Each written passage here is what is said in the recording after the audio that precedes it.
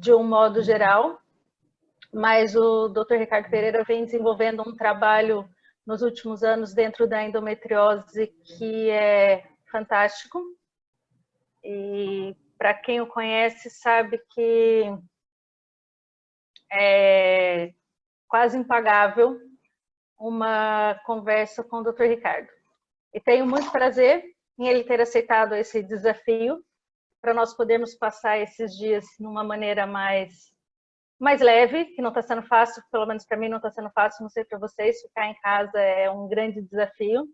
Sei que para o Dr. Ricardo também ficar em casa é um desafio, é alguém que trabalha de segunda a segunda, opera sábados, domingos e feriados, mas acho que podemos nos reinventar, é o que nós estamos tentando fazer, para passar esse dia ou esses dias melhor. Dr. Ricardo, muito obrigada pela sua presença. Como sabe, eu sou uma grande admiradora do seu trabalho e poder partilhar esses minutos com você é impagável. Ainda mais para abrir esse ciclo de palestras que outros grandes profissionais aceitaram. Então, tenho com você a palavra. Ok. Boa noite a todos, né? Aqui no Brasil, final de tarde, mas é quase noitinha já também, está começando a escurecer. E, Laira, para mim é um prazer enorme aceitar esse teu convite. Você é uma pessoa que a gente conviveu aqui em São Paulo, conviveu na faculdade, tem um carinho muito grande, um respeito e admiração pelo teu trabalho, pela tua luta no estudo e do assoalho pélvico dentro da área da fisioterapia, que interage perfeitamente com a nossa especialidade.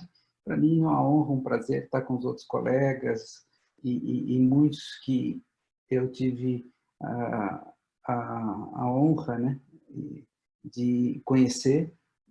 Meu grande mestre Hélio Retto, não sei se está aqui com a gente, os seus discípulos e tantos outros colegas, discípulos como o João, o Rui e tantos outros. E para mim, então, é uma satisfação muito grande e uma honra. Obrigado pelo convite. Eu é que agradeço. Eu acredito que todos nós temos aqui também o Dr. João Colasso, o Dr. Rui Viana, que vão falar, e acredito que todos nós temos assim uma grande satisfação em ter você aqui. Então, para começar, o que é a endometriose? Essa pergunta, eu vou refazer ela de uma forma assim, talvez como eu vejo a endometriose, de uma maneira mais simples possível. Então, a endometriose é a presença do endométrio fora da cavidade uterina. A questão é por que isso acontece. E a partir do momento em que o endométrio está fora da cavidade uterina, ele causa uma reação inflamatória e que origina os mais diferentes tipos de lesões.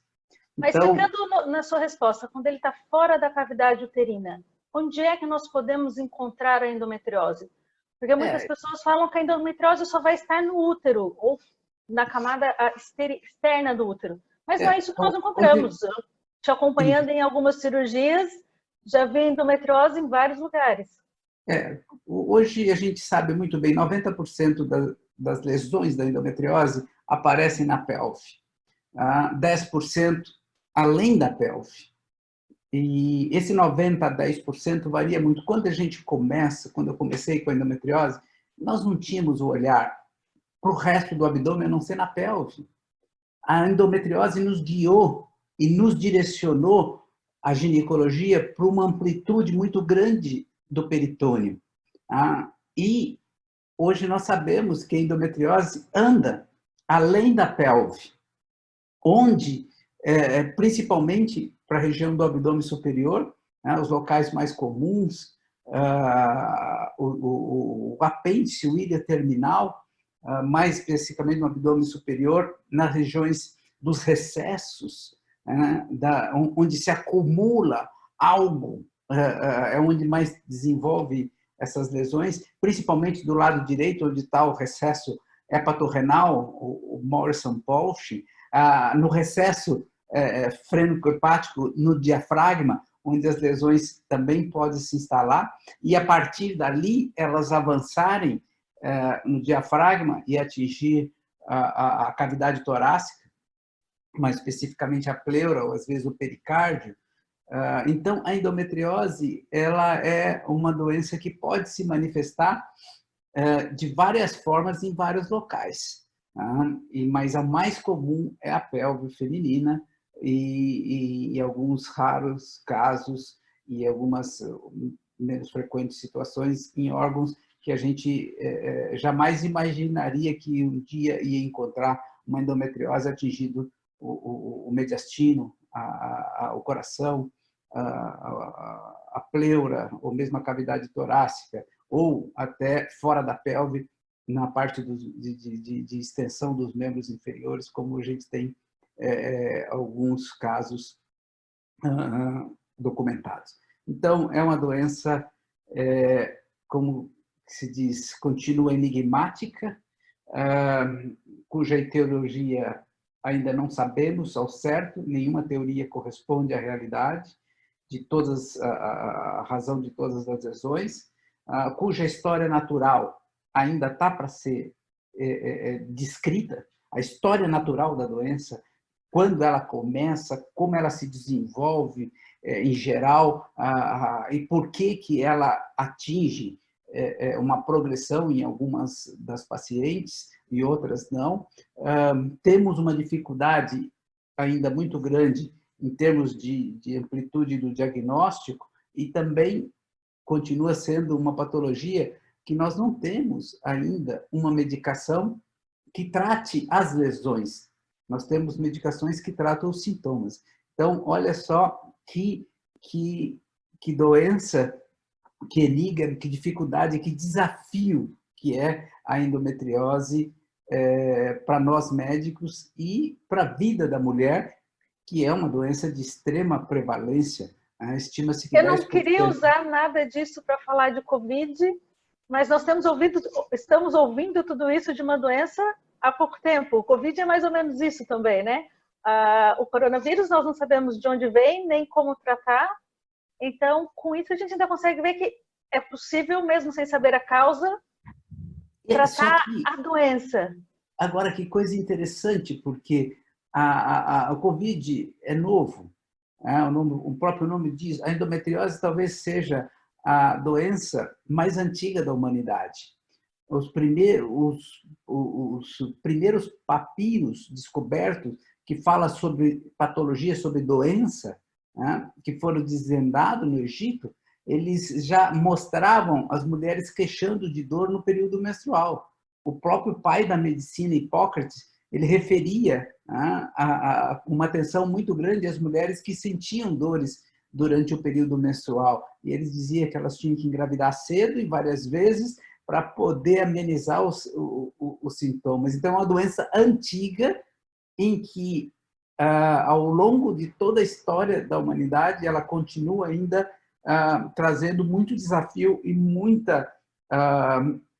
muito difícil entendimento para o médico e, consequentemente, para as pacientes acometidas. Então, não é normal a mulher sentir dor no período menstrual? É uma pergunta difícil de dizer. Isso envolve um aspecto muito cultural e médico também. Nós crescemos, e eu me lembro na faculdade de medicina, em que a gente tinha a endometriose, a cólica menstrual, e isso é muito popular aqui no Brasil, eu creio que em outros lugares também, e sim, Hipócrates já falava isso, né? Que quando tivesse filhos, quando casasse, quando iniciasse sua vida sexual, as cólicas melhorariam. E isso, de certa forma, tinha uma verdade, porque as mulheres começavam a engravidar cedo e várias vezes. Hoje mudou completamente de uma geração, 2 gerações para cá. A mulher engravida pouco e mais tarde. Então, é um novo ambiente de desenvolvimento, de manifestação da endometriose. As mulheres de antigamente, elas viviam bloqueadas na sua expressão hormonal do ciclo ovariano, porque era muita gravidez e amamentação. Hoje, a mulher vive na plenitude dos seus hormônios. E nós sabemos que os hormônios são os grandes estimuladores do processo de crescimento, de inflamação, da patologia endometriose. Então, a mulher, estando hoje sem um número de gestações, de períodos de amamentações como era no passado, ela hoje está exposta a um maior estímulo de aparecimento e ativação do processo desencadeado pela endometriose. Então, há um novo cenário, sem dúvida nenhuma, nos tempos mais modernos, de uma doença tão antiga. Então, temos que valorizar mais e investigar mais as dores que as mulheres relatam durante então, o a ciclo questão das menstrual. dores, eu aprendi muito com as pacientes. Não sei a opinião dos colegas, mas no momento que eu aprendi a observar com detalhes e perceber que essas pacientes, elas diziam a mesma coisa, entrava uma, outro dia, uma seguida da outra, e as mesmas as histórias, e elas não combinam entre vir falar para mim a mesma história. Então, assim, elas têm histórias muito comuns. Uma não valorização da cólica como algo banal. E por trás, eu considero que uma paciente, uma mulher que queixa de dor pélvica durante a sua vida reprodutiva, de dor de cólica menstrual, ela tem que ser olhada como uma possível portadora de endometriose. Você tem que descartar, porque na maioria das vezes você vai acabar encontrando uma lesão de endometriose como causa dessas cólicas. Não dá para dizer em todas, mas nós não temos dados para isso. Mas eu acho que no passado, da subvalorização da cólica menstrual para o momento atual, é de valorização da cólica menstrual como um dos principais sintomas de endometriose, e a endometriose sendo a grande causa ou a grande indutora das cólicas durante o período pré-menstrual, menstrual, às vezes na ovulação, no período ovulatório. E como é que nós podemos diagnosticar melhor a endometriose? Quais são, o que o médico, tudo bem, chega uma paciente com queixa de cólica. Então, eu vivi dois períodos. Desculpa. Não, desculpa. Deveríamos investigar, ok, será que há endometriose ou não? Como fazê-lo? Eu vivi 2 períodos de diagnóstico de endometriose. Eu vivi, quando eu comecei, há 25 anos atrás, a fazer laparoscopias para endometriose, eu tinha que fazer o diagnóstico clínico, suspeição, eu tinha que fazer o exame físico para indicar a laparoscopia. Vocês estão me vendo? Sim, sim. Ok, agora voltou. E eu tinha que fazer a laparoscopia para mapear a doença. Logo, um tempo depois, eu tive o contato, quando me transferi para São Paulo, e eu conheci um grande radiologista que estava iniciando e começando, já tinha introduzido no Brasil a imagem de rastreamento de diagnóstico para endometriose, que é o Manuel Orlando, que tem vários trabalhos na literatura, foi um dos pioneiros, não só no Brasil, como juntamente com o pessoal da França, Bazot. O Manuel, ele teve um papel muito importante no desenvolvimento da técnica da ultrassonografia e da ressonância magnética.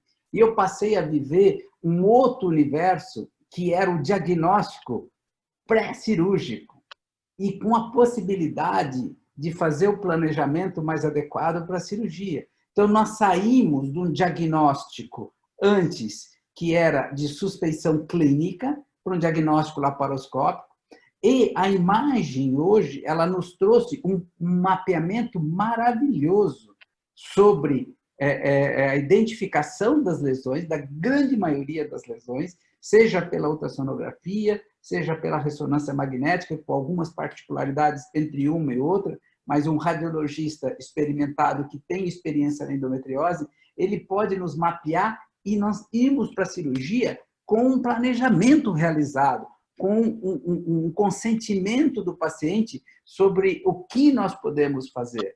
Então, nós saímos da cirurgia para ser realizada, descoberta ali no ato da laparoscopia ou da laparotomia do passado, para um momento em que nós já chegamos e vamos programar a cirurgia para a retirada da endometriose no diafragma direito, ou no diafragma esquerdo, ou no apêndice, ou no íleo terminal, ou no reto sigmoide, quantas lesões tiverem, ou se infiltra a vagina, ou se infiltra vasos ou nervos, qual é a extensão. Então, realmente, a endometriose, e se falando de endometriose profunda, a imagem trouxe um diagnóstico realmente muito, muito interessante. E, para mim, talvez é uma das revoluções que eu vivi dentro da endometriose, foi poder presenciar essa entrada e esse desenvolvimento da imagem no diagnóstico das pacientes com endometriose. Então, você acha que um médico que suspeita que a paciente tenha endometriose... Olha, quem está entrando agora é o Dr. Leandro. Espera lá que o Dr. Leandro está entrando. Um médico que suspeita que o paciente tenha endometriose, ele deveria, a primeira, tirando o exame clínico dele, o próximo passo seria indicar uma ultrassonografia? Assim, eu acho que, antes de tudo, o diagnóstico da endometriose, ele depende do quanto o médico acredita na sua paciente, na queixa da paciente. O mais importante é o início, a queixa, o que trouxe ela a te procurar. Você precisa valorizar cada sintoma, aonde tem o processo inflamatório, aonde queima esse processo inflamatório. Se é na pelve, se é fora da pelve, que parte da pelve, você pode relacionar muito dos sintomas.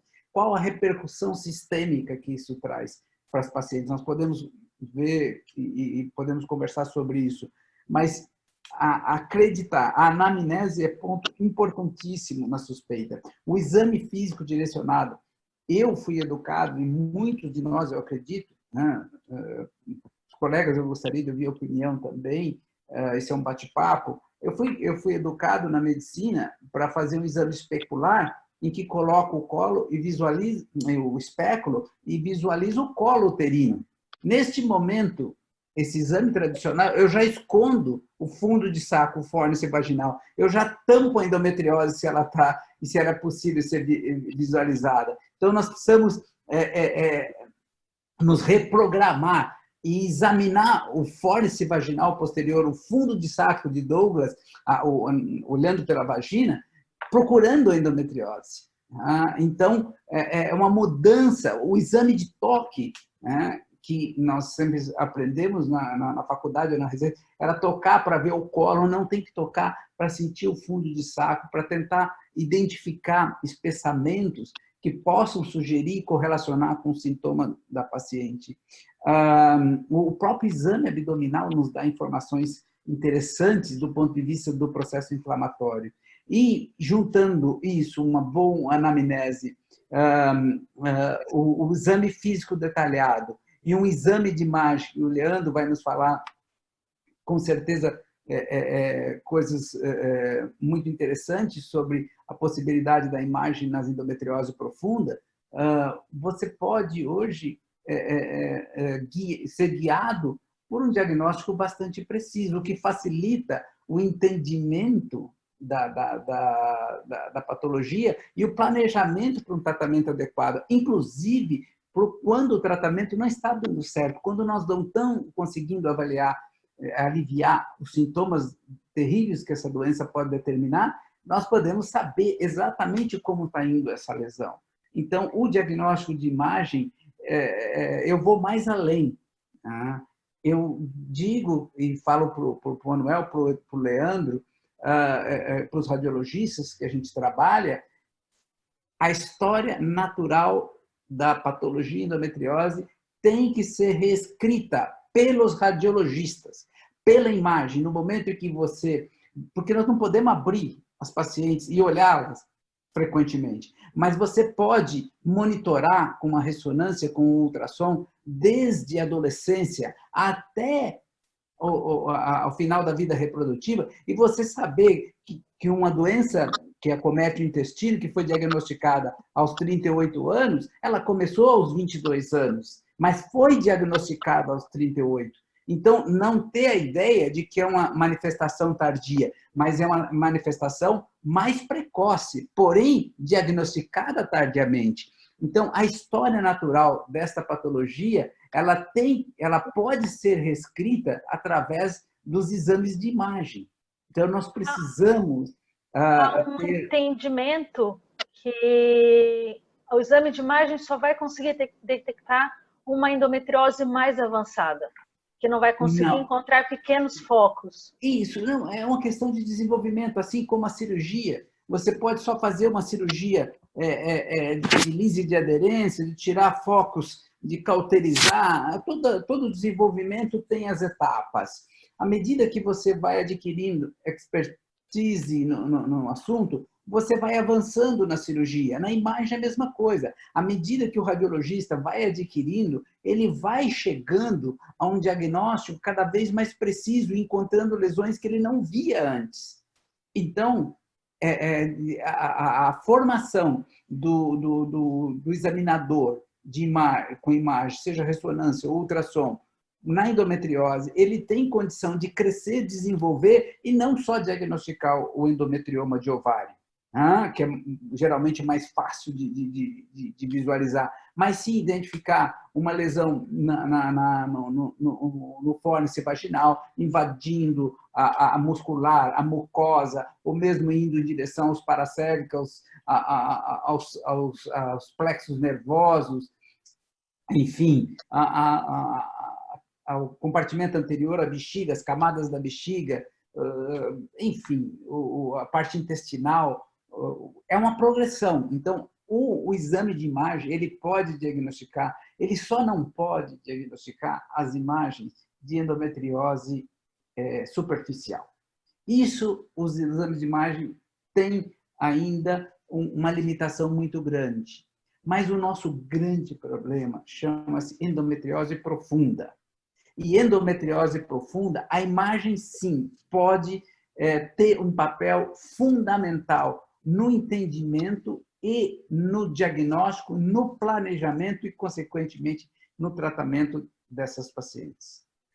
Falando em diagnóstico, você acha que a endometriose ainda está sendo subdiagnosticada? Ombro de mulher e outro curso para tratar ombro de homem. Desculpa, entrou alguma outra coisa aqui. Opa. Assim, esse é um grande problema. Tem inúmeros trabalhos mostrando que no Reino Unido, nos Estados Unidos e aqui no Brasil fizeram um trabalho muito semelhante na Unicamp, mostrando que, em média, de 7 a 10 anos entre o início dos sintomas e o diagnóstico. Eu creio que, às vezes, até mais do que isso.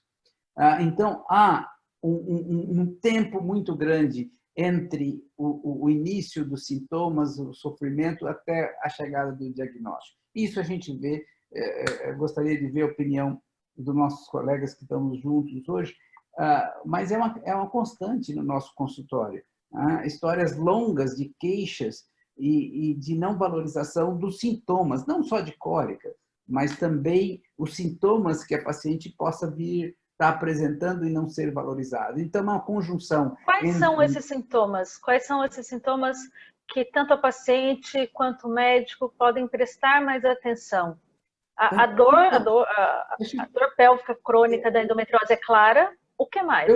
Eu sempre começo do seguinte: todo sintoma de dor, de desconforto, até de disfunção, que aconteça no período pré-menstrual ou menstrual, às vezes no ovulatório, um pouco menos intenso e mais rápido, curta duração, tem que ser relacionado à endometriose.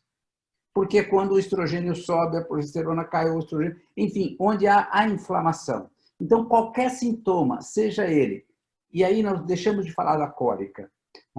Alterações do hábito evacuatório, alterações do hábito de micção, a fadiga crônica, que por tanto tempo nunca foi valorizada, ou valorizada de outra forma, é um dos sintomas mais frequentes da endometriose, porque é uma doença inflamatória, assim como a neoplasia inflama, a reumática inflama, a obesidade mórbida inflama, enfim, infecções crônicas inflamam e causam fadiga. A endometriose é uma das principais causas. Os primeiros trabalhos mostrando a relação entre fadiga e endometriose começou o primeiro trabalho de controle sobre a fadiga foi em torno de 2002, os primeiros trabalhos. E tem surgido ultimamente, nos últimos tempos, uma atenção voltada para a questão da fadiga crônica como sintoma de endometriose. E, para mim, é um dos principais sintomas que as pacientes queixam no consultório. É muito fácil atribuir a outras razões a fadiga crônica, mas uma paciente em idade reprodutiva que tem fadiga crônica, nós devemos investigar a presença de endometriose, porque junto vão ter outros sintomas. Então, são sintomas sistêmicos, alterações do hábito digestivo, sintomas como gastrite, empachamento pós-prandial, os critérios de Roma 2, que são empachamento, a saciedade precoce, a azia, o refluxo, tudo isso muitas vezes pode estar relacionado com uma paresia gástrica, desencadeada simplesmente pelo processo inflamatório pélvico, principalmente na fossa ilíaca direita, que é a mesma origem embrionária, que é a mesma inervação autônoma, inervada pelo nervo vago. O estômago, da mesma forma, então reflete a endometriose do apêndice, do íleo. Muitas vezes cursa com epigastralgia, cursa com esses critérios de Roma 2 para gastrite, para dispepsias. Então, esses sintomas relacionados principalmente ao ciclo menstrual, mesmo fora, eles podem ser manifestações do processo inflamatório peritoneal da endometriose. Nós devemos entender a endometriose como uma doença peritoneal, não uma doença puramente de órgãos genitais femininos, mas uma doença do peritônio, e o peritônio é a parte que leva a dor somática. As vísceras não dão dor somáticas. As vísceras, elas originam dores viscerais. E a dor principal da endometriose é a dor somática. Pode ter também a dor visceral, mas a dor somática é pela inflamação da área do peritônio ou da estrutura de algum nervo reto-peritoneal que está sendo acometido. Então, o universo de manifestações clínicas da endometriose ele é muito mais amplo do que normalmente a gente tem valorizado ao longo da história com os pacientes com endometriose.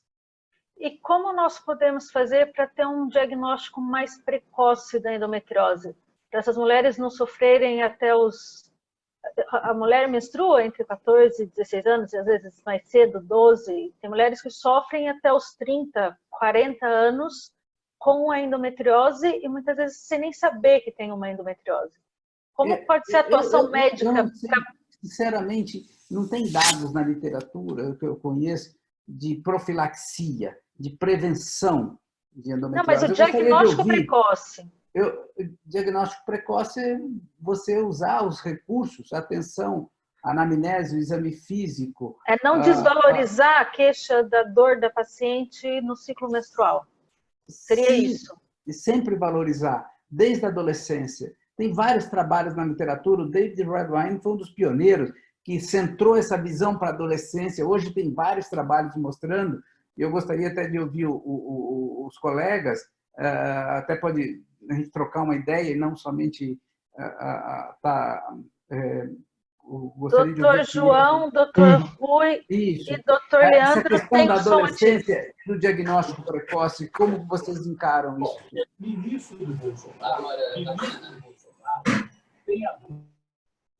Sim? Alô? Estou, Lara? Estás-me a ouvir? Estamos te ouvir, João, pode falar. Olha, antes de tudo, não sei se viste, está aqui uma pergunta de uma pessoa que está na assistência. Há aqui uma pergunta que depois seria importante também eu lançar, porque isto é o mais... Então, não sei se consegues ver a pergunta que está ali feita. Sim, que foi o que eu perguntei, se o ultrassom okay. diagnosticaria uma endometriose mais leve ou só as mais agudas. Sim, ok. Mas o que eu gostava de primeiro perguntar ao Ricardo era o seguinte, isto a propósito de uma discussão que tivemos há uns dias atrás, é que concordo com ele perfeitamente, acho que nós temos que revisitar aqui muito da história natural desta doença. Acho que os conceitos como nos foram ensinados ou como nos foram percebidos e entendidos ao fazer pensar da endometriose não é nada do que é na realidade a maneira mais que nos leva à maneira mais correta, não só o diagnóstico, mas também de tratamento da própria endometriose. Como sabemos, nós só estamos, como alguém disse uma vez, os nossos olhos só vêm para aquilo que estamos preparados e, sem dúvida, isto a questão da imagem e da sua relação com as queixas é uma coisa com muita importância e com muito valor, e o Ricardo tocou bem nisso e realmente acho que pôs aqui algo mais à frente, ou seja, já passámos um pouco em termos de imagem de um prólogo, estamos no presente, e o presente, como diz a sabedoria chinesa, o nosso futuro é o presente, e na realidade há aqui um grande desafio, sobretudo na parte da imagem, sobretudo para diagnosticar cada vez mais precocemente estas lesões de endometriose. Por outro lado, há aqui uma coisa muito importante, que é a gente estar atento às queixas das doentes e sabermos que temos, mas isto é um pouco a nossa sensibilidade. Acho que nós,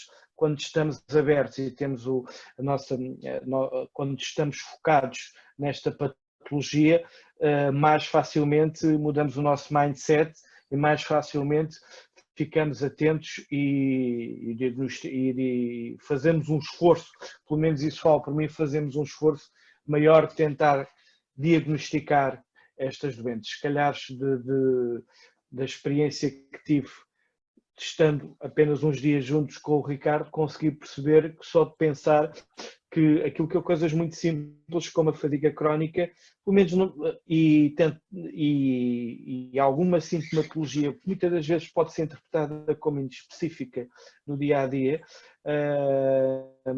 mas se nós tivermos a nossa mente e o nosso mindset um bocadinho virados para aí, vamos diagnosticar, sobretudo, com a imagem, e se soubermos e tivermos uma boa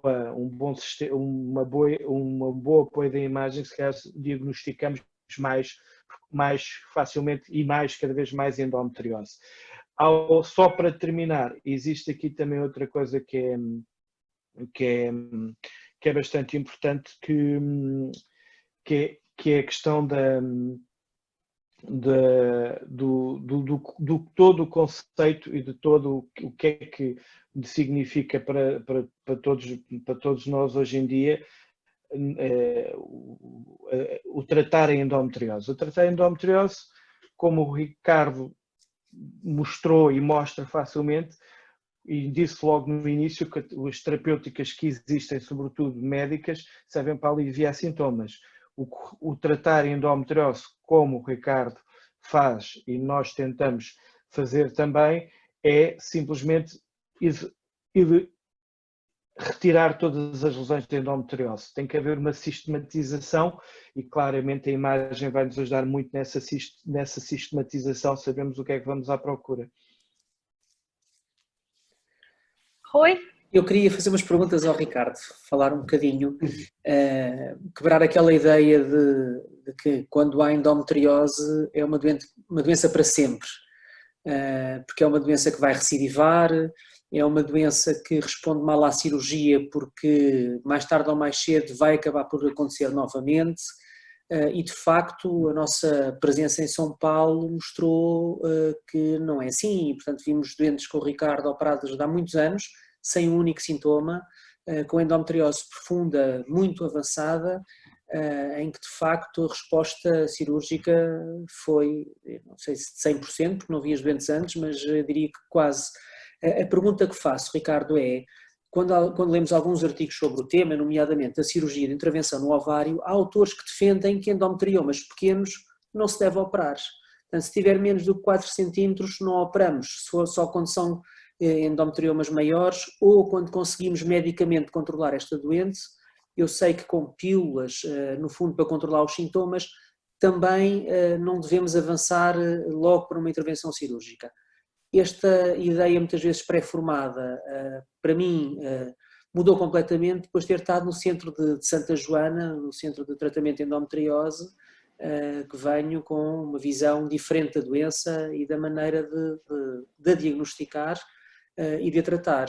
E antes de dar a palavra ao Ricardo, queria dar um grande abraço ao Leandro, onde também tivemos a oportunidade de estar no serviço de imagiologia, a ver de facto a ressonância magnética e o trabalho por ecografia fantástico de lesões que de facto, quando é feita de forma dirigida, estão todas lá, elas estão no sítio, são possíveis de ser vistas, são identificadas de uma forma perfeitamente impressionante por imagiologistas treinados e com experiência.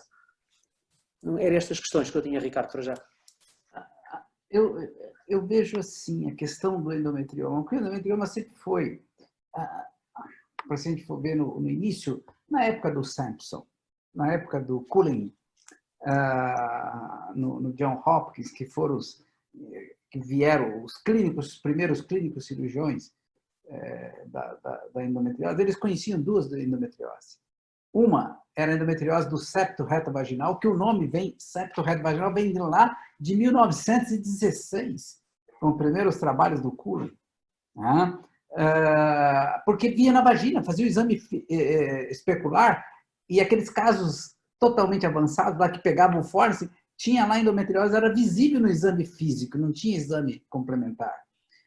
Ou durante um ato de uma cirurgia, uma forma incidental ali, de você diagnosticar um endometrioma que chamava a atenção. Mas as lesões peritoneais, elas só tomaram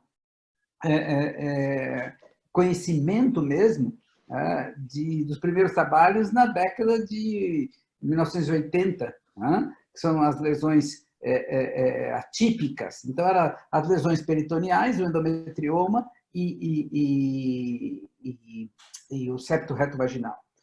O próprio David Redwine, o David já viu e mostrou, naquela época, 2000,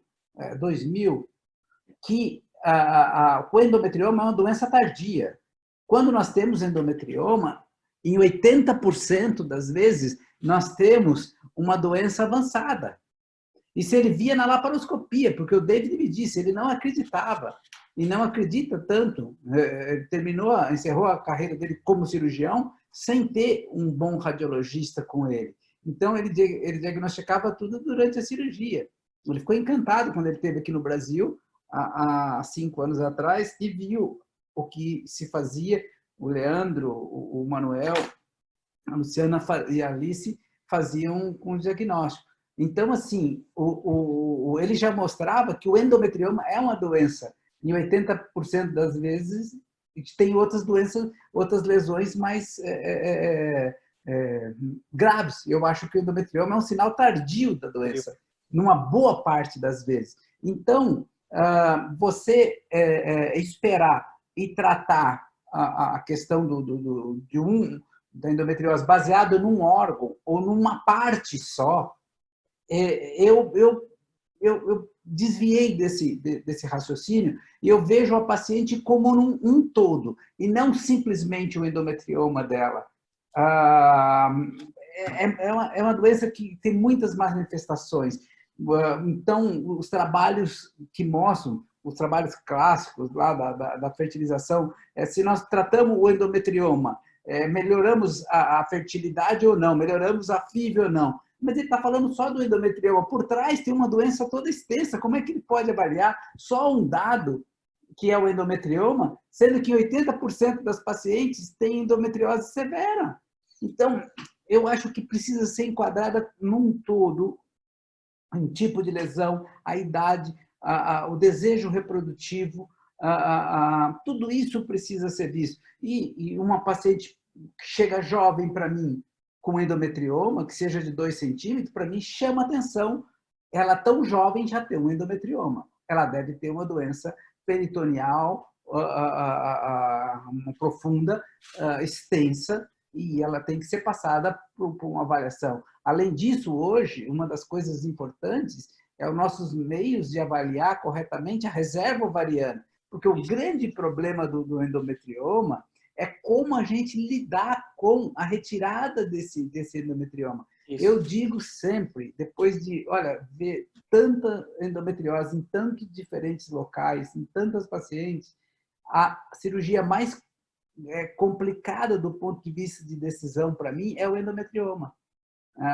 Eu decido mais fácil uma endometriose de diafragma, do recesso hepatorrenal, do íleo terminal, do apêndice, do reto sigmoide. Eu prefiro muito, eu tenho muito mais direcionamento em tratar essas lesões, para mim são bem mais claras hoje do que o endometrioma, porque o endometrioma você acaba retirando um pouco a reserva ovariana. E aí cabe a nós desenvolver as técnicas e os dados que nos leva a como nós podemos fazer para poder tratar o endometrioma, retirar o endometrioma e manter uma reserva, principalmente as pacientes que têm o desejo reprodutivo, ou a paciente que tem os 2 ovários alterados. No momento que ela tem um ovário somente e um outro muito bom, e tem um ovário totalmente comprometido, ela pode, muitas vezes, ser tratada de uma maneira mais radical nesse ovário. Outras vezes, você não pode tratar a paciente radicalmente o endometrioma, porque você acaba com a reserva, ela tem um antibileriano baixo. Então, determinar o tratamento do endometrioma só pelo tamanho, eu acho muito arriscado você ter todos os dados e estar contemplando essa paciente com a terapêutica que vai lhe beneficiar apenas pelo tamanho. O grande problema, Rui, e todos, que eu acho na endometriose, como é uma doença que não sabemos a etiologia, como é uma doença que não sabemos a história natural, é difícil o diagnóstico, nós não sempre temos uma imagem adequada para o diagnóstico. Os trabalhos, que seriam as evidências médicas, para a endometriose é uma tragédia. É uma tragédia. Se você for ver a medicina baseada em evidência, o diagnóstico saiu no Lancet semana passada. Eu fiquei impressionado. O New England, não Lancet, o New England fez uma revisão sobre endometriose e eles colocam no ano 2020, nessa revisão, que o diagnóstico de endometriose era laparoscópico, porque não há evidências científicas que as imagens possam trazer. E o tratamento, eles reservaram uma quantidade de discussão pequeníssima do tratamento cirúrgico. E uma série de explicações fisiopatológicas que nem sempre elas trazem um resultado de impacto ou de mudança de atitude clínica ou cirúrgica. Então, o grande problema da endometriose é que você demonstrar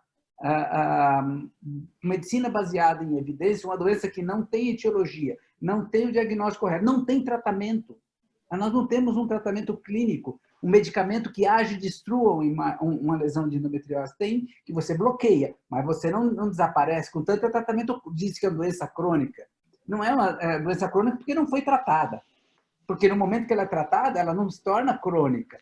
Então, é muito difícil de você... E aí entra o conflito da questão da evidência. O que é evidência para a endometriose? Essa é uma grande discussão e hoje, e essa questão da tua pergunta, o endometrioma menos de 4 centímetros ou mais de 4 centímetros, quando tratamos ou não tratamos, eu acho que ela se torna muito restrita quando você amplifica a visão da endometriose como uma doença muito mais abrangente, e com muito mais repercussões no dia a dia e na vida reprodutiva, ela possa levar. Então, eu não teria muita condição de te responder sim ou não, 4 centímetros, mas sim eu acho que é uma análise muito mais Global. extensa da paciente. E voltando a tratamentos, quais são as indicações de tratamento? Como se deve tratar uma paciente com endometriose? Então, eu sempre parto do princípio, há muito tempo, que endometriose só deve ser tratada, é uma doença benigna. Ela só deve ser tratada se ela tiver repercussão na vida, na qualidade de vida da mulher, se ela tiver alterando a sua fertilidade, ou ela alterando a estrutura de um órgão importante que vai comprometer e trazer disfunções importantes. Se ela não tem alteração da qualidade de vida, se ela não tem alteração da fertilidade, muitas mulheres com endometriose engravidam, se ela não tem uma repercussão, por exemplo, uma lesão que está obstruindo o ureter, mesmo ela com pouco sintoma, ela tem que ser tratada, senão ela vai perder o rim. Eu vejo a cada 3 meses uma obstrução ureteral. 30% das minhas pacientes com obstrução ureteral perderam o rim. 30%. 70% há tempo de salvar. Então, se você tem uma lesão que não está, mas ela geralmente são sintomáticas, mas por acaso só pela manifestação local dela, ela merece ser tratada. Mas se é uma paciente que não põe em risco órgãos vitais, ela não põe a qualidade de vida ou ela não altera a fertilidade, muitas vezes ela nem precisa ser tratada. Muitas mulheres viveram 90 anos sem receber nem o diagnóstico, nem a suposição de endometriose. Então, assim, sem muita repercussão. Então, é uma análise muito artesanal, de valorizar muito a queixa do paciente, de ouvi-la com tempo, analisar o que ela realmente traz, e aí você decide qual a melhor estratégia para tratar essa paciente. Se é um tratamento dos sintomas, com analgésico, se é um tratamento bloqueando os hormônios, aí vai desde uma pílula a um progestágeno, a um bloqueio central com análogo, ou alguns outros tipos de bloqueio hormonal, ou mesmo tratamento cirúrgico. Na minha experiência e no que eu acompanho,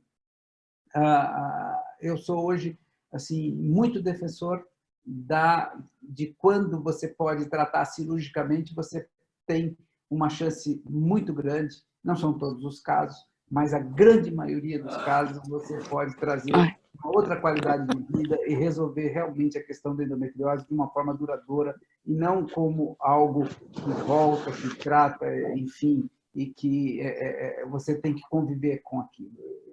Eu tenho a impressão bem distinta disso. Eu acho que a endometriose é possível ser tratada quando precisa, e se a cirurgia for indicada, ela traz muito bons resultados. Na grande maioria das vezes, mais de 90% das vezes, os pacientes têm outra vida. Nós sabemos que a fisioterapia não é um tratamento para a endometriose, mas com a fisioterapia nós conseguimos dar suporte a uma das queixas da paciente, que seria a dor da paciente.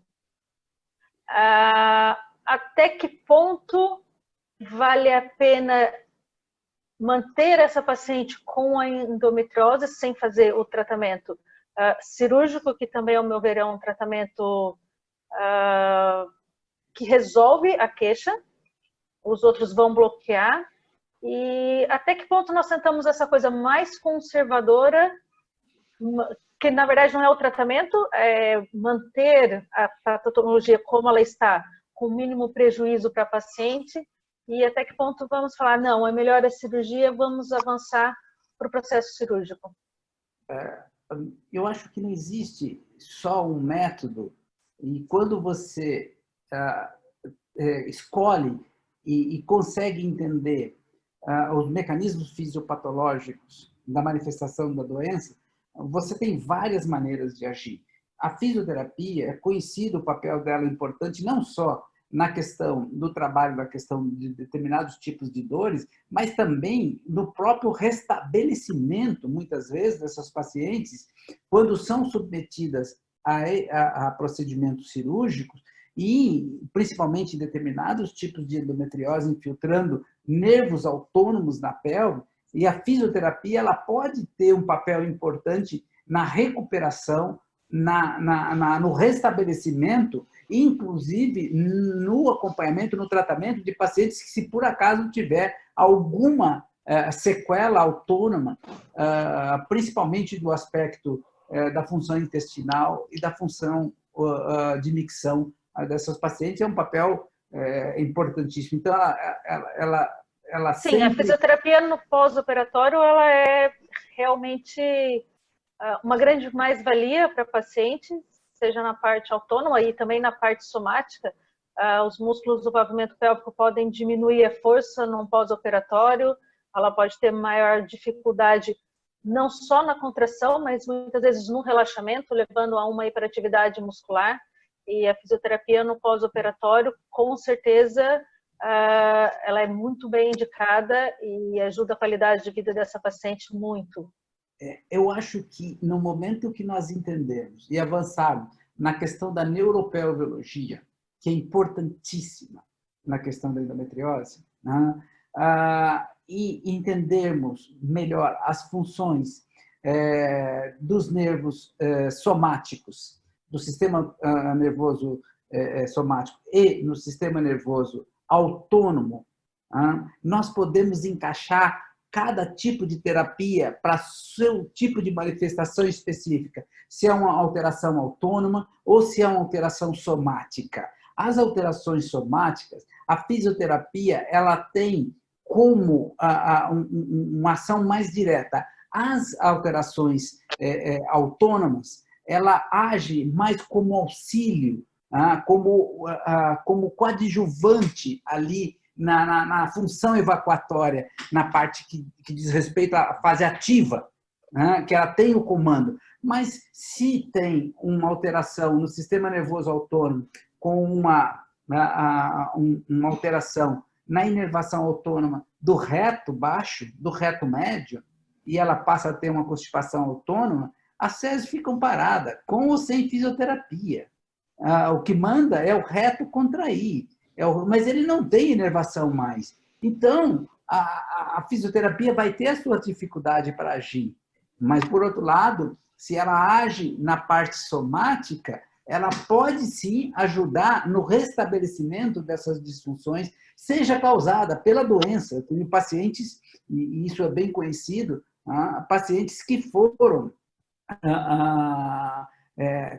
tiveram a sua alteração autônoma. O Laira lembra muito bem de um caso que nós tivemos o ano retrasado, e ela ainda está em tratamento, eu não a operei. Ela ainda não foi operada. É uma das poucas pacientes que eu digo, eu não sei se eu vou operá-la, continuo ainda sem operar. Ela tem uma endometriose que infiltrou os 2 plexos sacrais, infiltrou os 2 nervos pudendos. Ela perdeu a função, ela passou a ter incontinência fecal e uma retenção urinária pela doença. Ela alterou o sistema nervoso autônomo e somático. Um dos poucos casos em que ela invadiu e destruiu as fibras nervosas.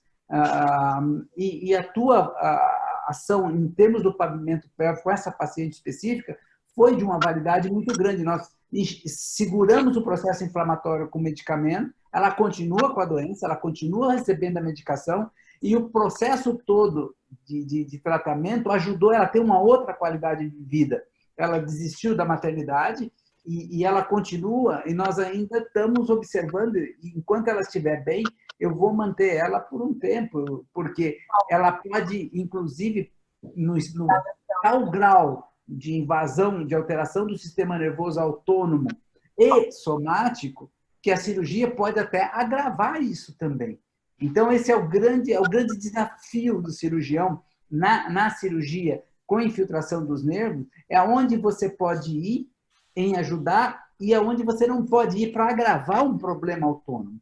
Então, no momento que nós desenvolvemos as nossas habilidades, o nosso conhecimento com a inervação autônoma e a neuropelviologia, estudando adequadamente as alterações autônomas e somáticas, nós podemos modular melhor o tratamento das pacientes com endometriose em cada uma das suas alterações, das suas queixas.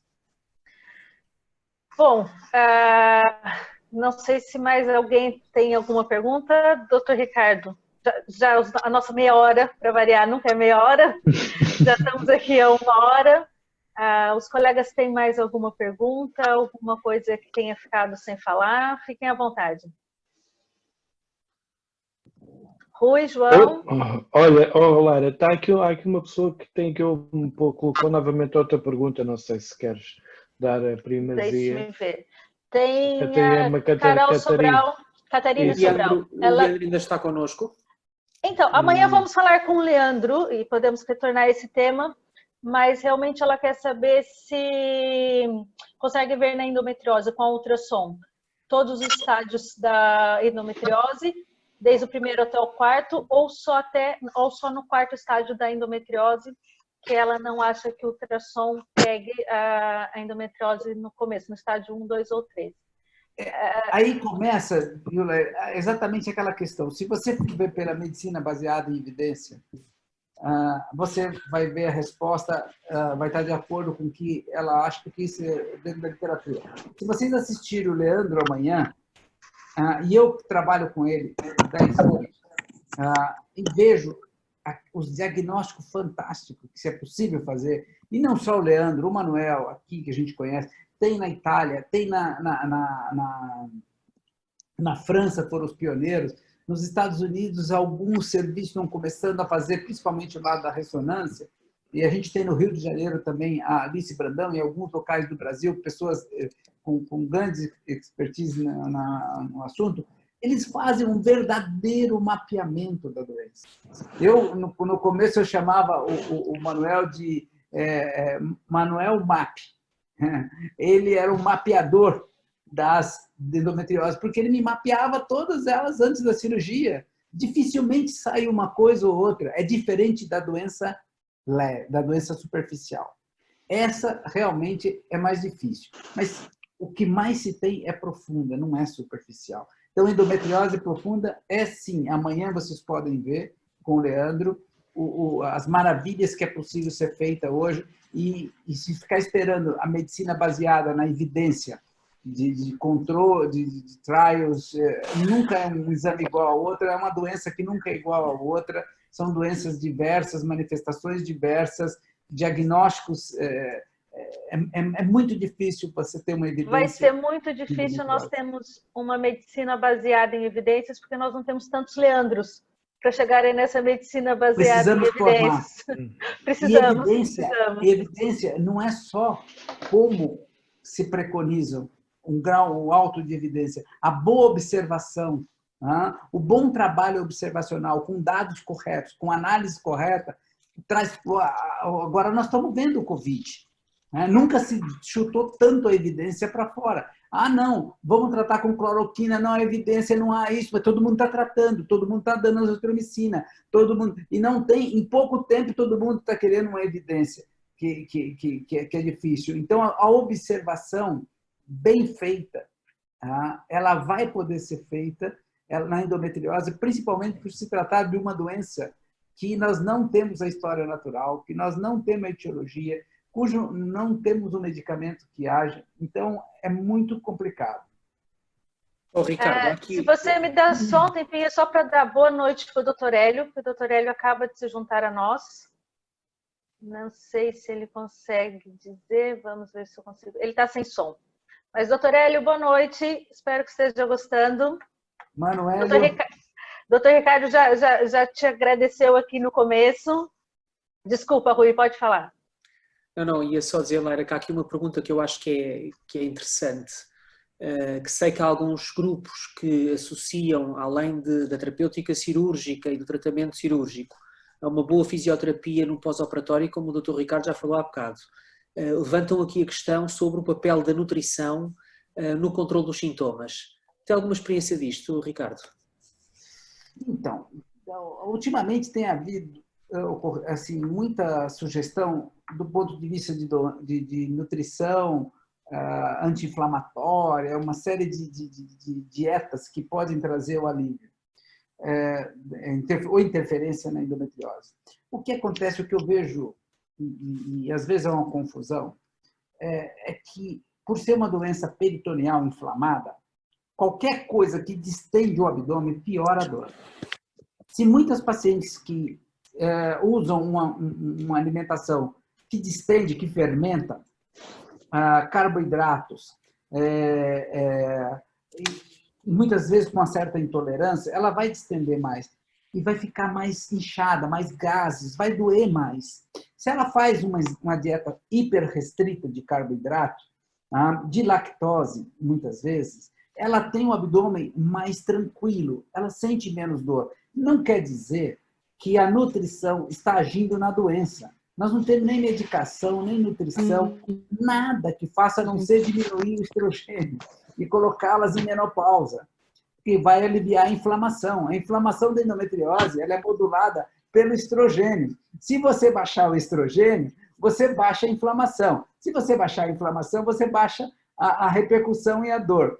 A alimentação ela vai ajudar numa menor distensão do abdômen, num trânsito intestinal mais facilitado. Isso sim pode contribuir, mas ela não tem um impacto direto sobre a lesão endometriótica, porque nós não temos conhecimento de como essa lesão, os fatores dessa lesão. Sabemos que existe um estímulo hormonal estrogênico, com um estímulo inibitório progesterônico, e sabemos que libera uma série de substâncias inflamatórias.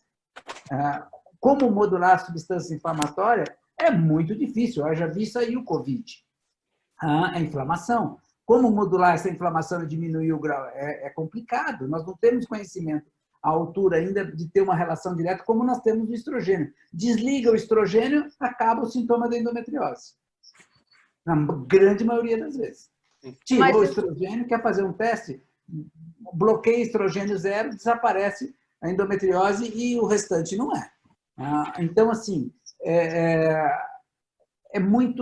nós temos que analisar, assim como a neurobiologia, essa questão da alimentação baseado na fisiopatologia. Muitas vezes a gente não sabe e não tem o conhecimento para dar todas essas deduções da possível melhora que a paciente possa ter com uma determinada dieta. Mas se a dieta está trazendo um benefício dos sintomas, ela tem que ser introduzida e orientada para uma dieta que realmente traga um alívio dos sintomas inflamatórios. Nós poderemos falar que a nutrição teria mais ou menos o mesmo papel da fisioterapia, enquanto a paciente ainda tem a endometriose. Ela não vai tratar a endometriose, mas ela pode ajudar na diminuição dos sintomas, por exemplo, do sintoma da dor, da fadiga. Eu acho que a nutrição ela sempre vai trazer um impacto positivo se é uma boa nutrição. Nós vivemos da nossa nutrição. Se nós tivermos uma boa nutrição, ela pode repercutir, inclusive, após cirúrgico, uma boa alimentação, uma boa orientação nutricional, faz com que recupere-se melhor ou auxilie melhor na recuperação da função intestinal, da função digestiva, da função urinária, mais digestiva, né? Não tanto urinária, o trânsito intestinal. Então, isso são coisas que somam. Cada uma tem que ser vista como elas vão ser encaixadas, no que elas podem ajudar. Mas não há dúvida que cada um tem um papel relevante e pode ser de extrema ajuda a essas pacientes, seja no momento do tratamento do processo inflamatório ou numa própria recuperação pós-cirúrgica.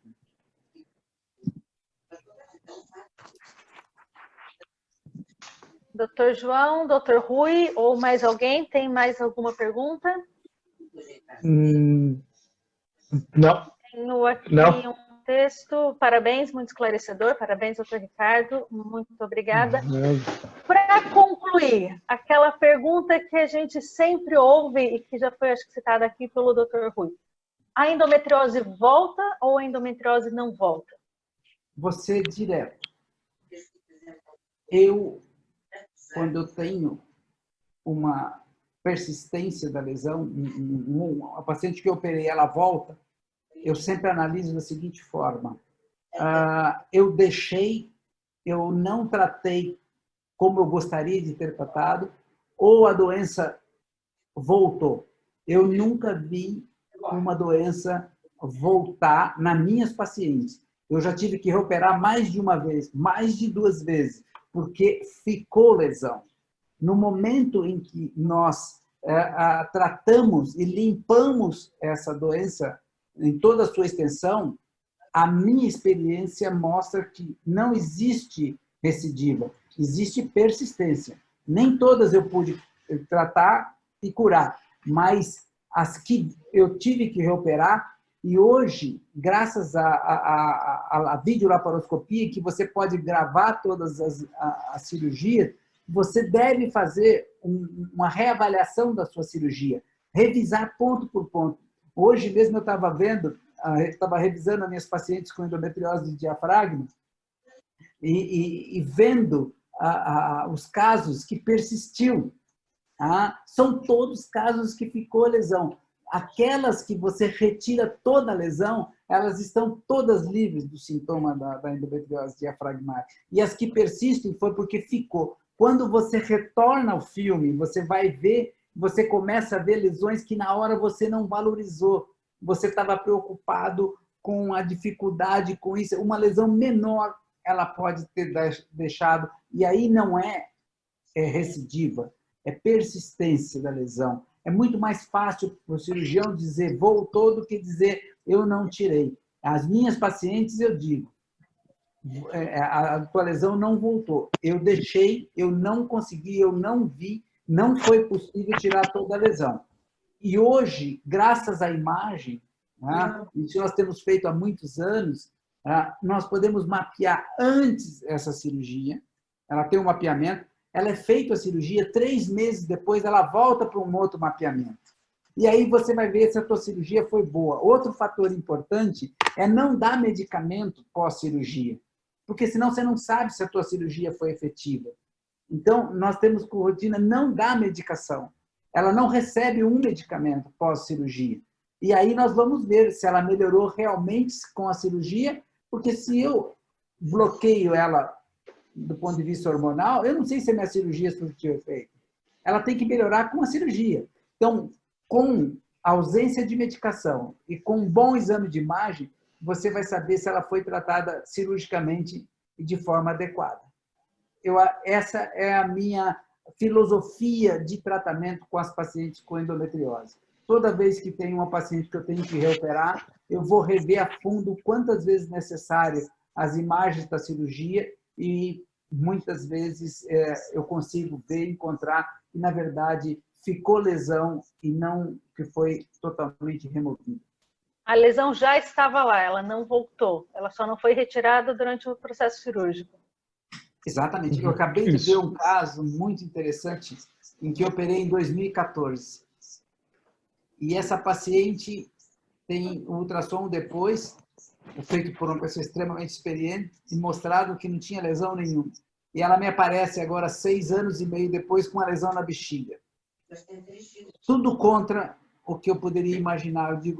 Eu digo sempre, se acontecer uma volta, eu tenho que reaprender e refazer tudo que eu fiz na minha vida ao longo dos anos.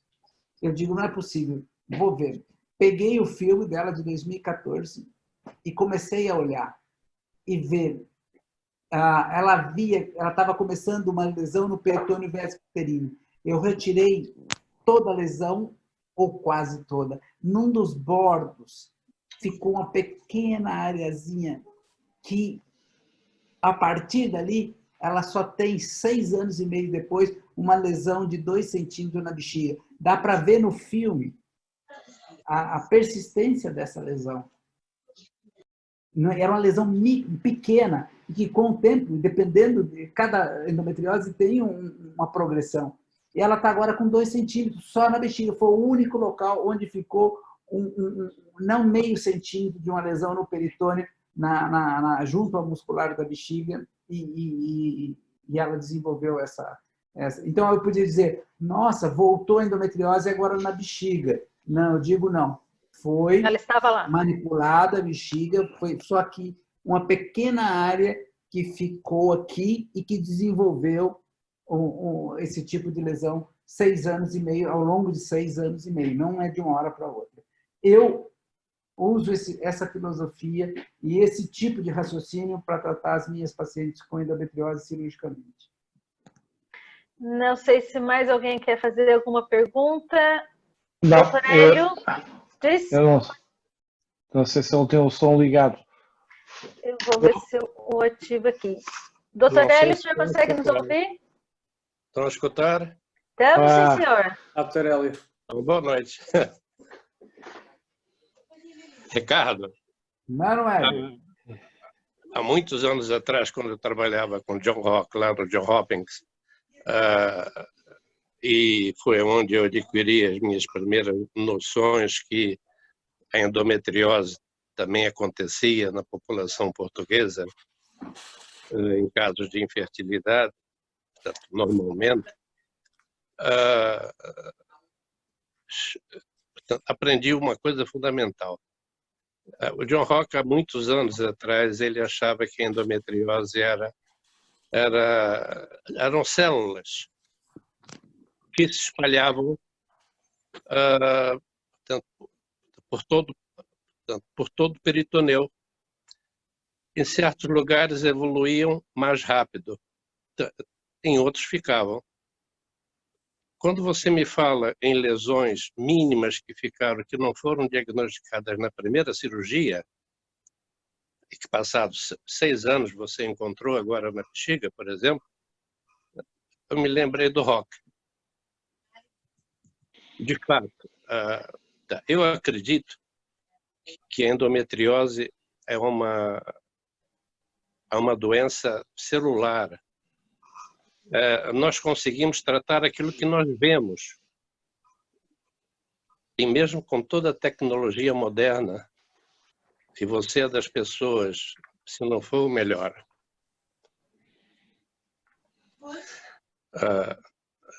limpa tudo aquilo que é preciso limpar, procura fazer uma espécie de uma cirurgia radical, como se fosse uma lesão oncológica.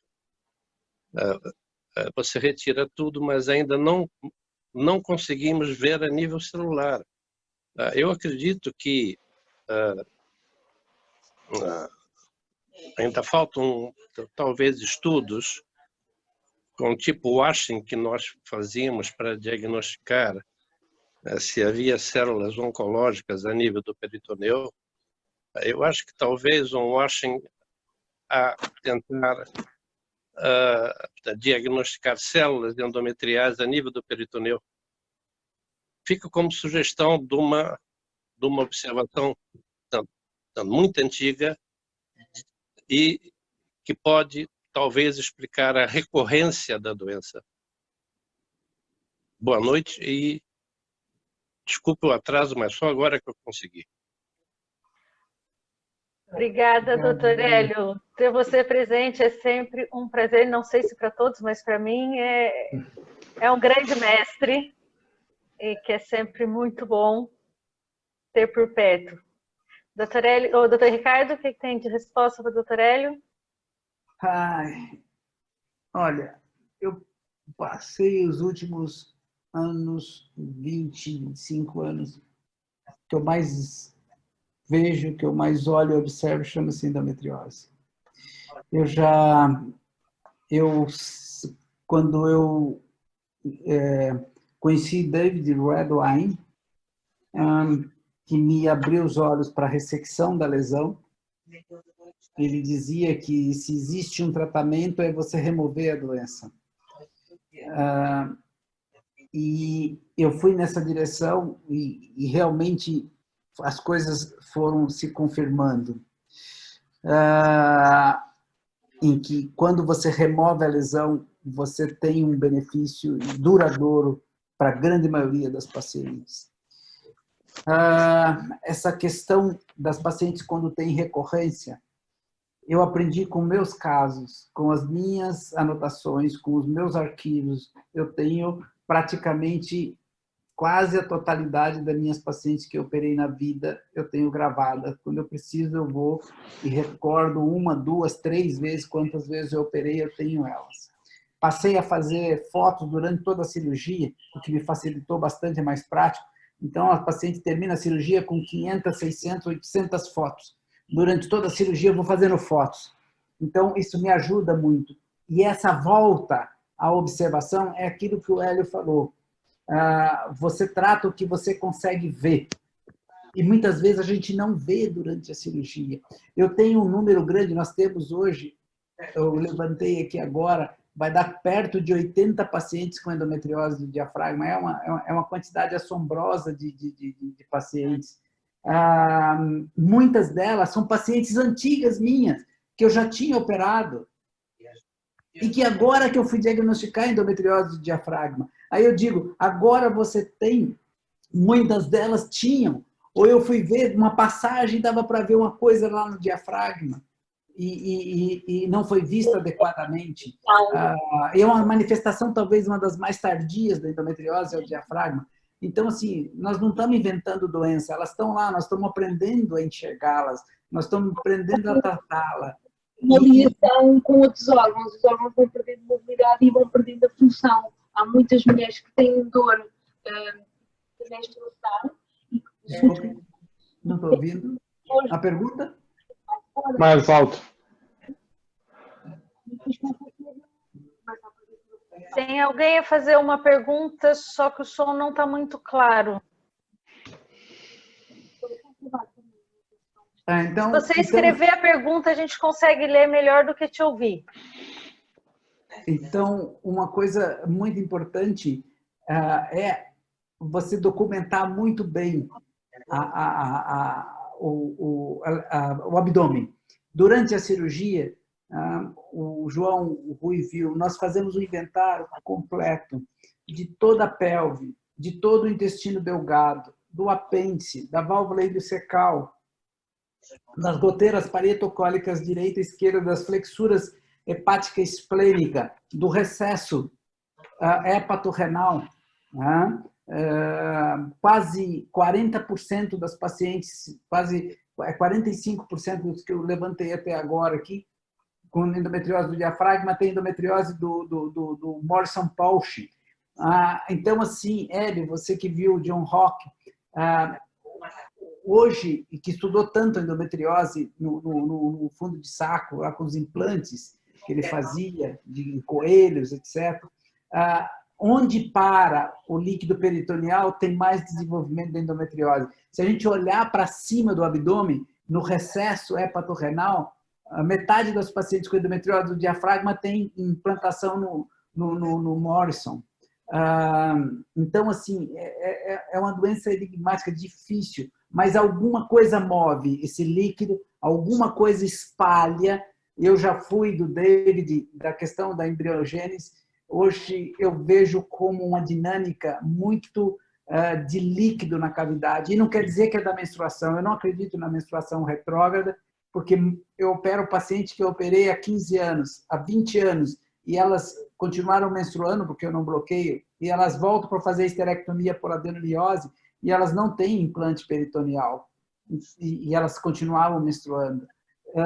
Não creio que a menstruação, depois de uma certa idade, é um fenômeno de menstruação retrógrada que não implanta. Se tem algum implante, é na vida embrionária, como algumas pesquisas estão demonstrando, tentando demonstrar hoje. Mas o líquido, as lesões da pelve, ela dissemina. Essa é a impressão que dá. Ela vai para o diafragma em 90% das vezes do lado direito, que é onde circula mais o líquido. O lado esquerdo tem o sigmoide, tem o epíplon, tem o estômago, tem o baço, e isso diminui muito a chance dos líquidos chegarem até o diafragma de uma forma como chega do diafragma direito. Então, há uma dinâmica de movimento de líquido, como acontece na carcinomatose peritoneal, em que o líquido peritoneal faz aquela distribuição bastante parecida com a endometriose. Então, tem muita coisa para aprender. A ciência básica, ela não conseguiu ainda traduzir em matérias práticas, em conceitos práticos, em atitudes, em manejo, os conhecimentos da ciência básica. Infelizmente, ainda nós não temos um medicamento.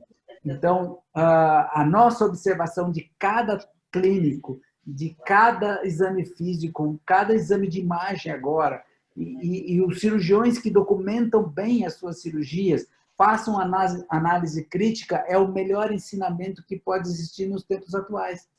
Não tem outra maneira, porque os ensaios, todos eles controlados, estão controlando doenças distintas, diferentes. Não tem como você... eu nunca vi uma endometriose igual a outra. Não dá para randomizar tudo. Oi? Não dá para fazer um estudo randomizado, Não, nós totalmente... todos estamos cegos. Exato, essa é a questão. Não é duplamente cego, é todos cegos. Então, nós temos que nos achar dentro dessa cegueira e, enquanto melhor documentarmos e analisarmos as nossas pacientes, as nossas imagens, nós vamos criar diretrizes que vão ajudar essas pacientes.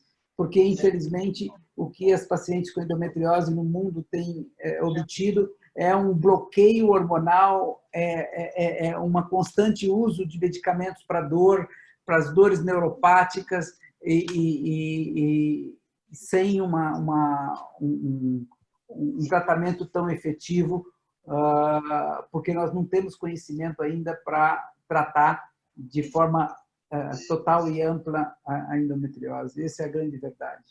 Bom, eu tenho certeza que se eu continuar a conversa, nós vamos virar a noite adentro.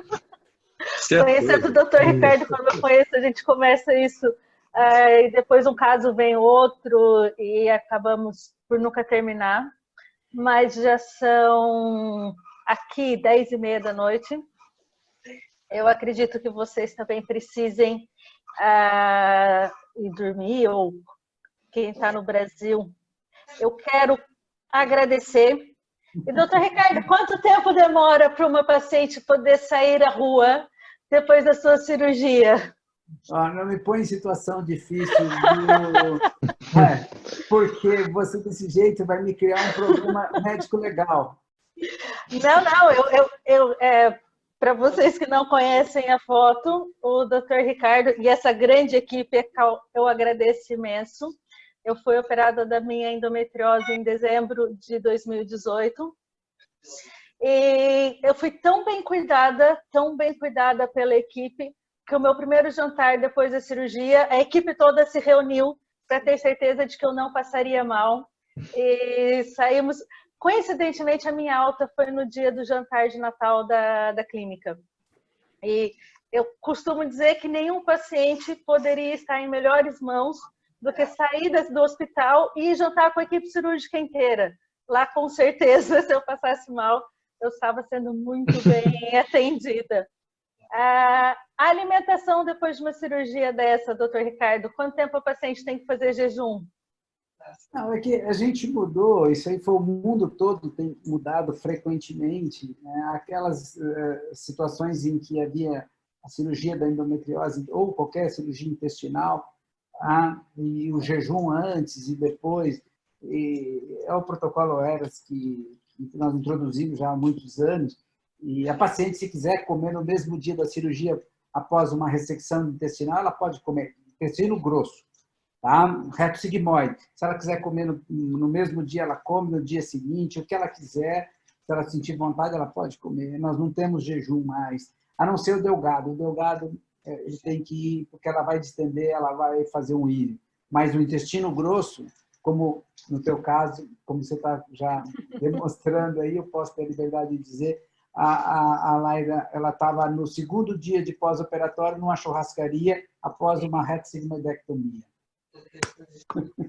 Eu fui muito bem tratada. Com a pulseira ainda do hospital. Mas a festa não foi para ela, é que era festa de final de ano. E aí eu passei, ela estava triste no hospital, falei, vamos para a festa, você fica lá. Chegou lá, ela tomou cerveja e ainda comeu churrasco. Então foi uma discussão de sair. Não, e eu posso dizer, nós conversamos tanto, eu falava, doutor Ricardo, eu estava 2 dias internada e já estava louca. Não imaginei que eu ficasse 3 semanas aqui em isolamento. E eu falei, doutor Ricardo, por favor, me deixa sair daqui. E ele falou que sim, e me chamou para ir ao jantar da clínica. E eu falei que sim. E nós estamos tão intertidos na minha alta, que não fizemos a minha alta e eu saí com a pulseira do hospital sem fazer a alta. Fui sequestrada pelo próprio médico. No dia seguinte, a Rose, a nossa querida Rose, ligou para falar que eu não fugi e que eu saí acompanhada. Mas esses extremos não são bons exemplos. Não. Doutor Ricardo, eu só tenho a te agradecer a toda a equipe do Centro de Endometriose Santa Joana, que me acolheu durante 5 anos e onde com certeza eu fui muito feliz e aprendi imenso. O doutor Ricardo tinha a delicadeza e a generosidade de me deixar assistir às cirurgias com ele. Eu toda semana ia lá, ficava um dia no centro cirúrgico com ele, ou sempre que eu podia, e aprendi imenso, desde anatomia, desde endometriose e outras patologias, e isso para mim é impagável. Então, obrigada, doutor Ricardo. Obrigado. Obrigada ao Centro de Endometriose Santa Joana e obrigada a todo mundo do Um prazer Materclin. imenso estar com vocês aí todos. Então, Obrigado. eu vou encerrar a reunião, porque senão tenho certeza que a gente vai passar a noite adentro. Obrigada a todos que estavam aqui. E amanhã, às 9 horas, vamos ter o Dr. Leandro Matos a realmente explicar mais os exames de imagem, a ultrassonografia, a ressonância e quando é que nós precisamos desses exames para endometriose.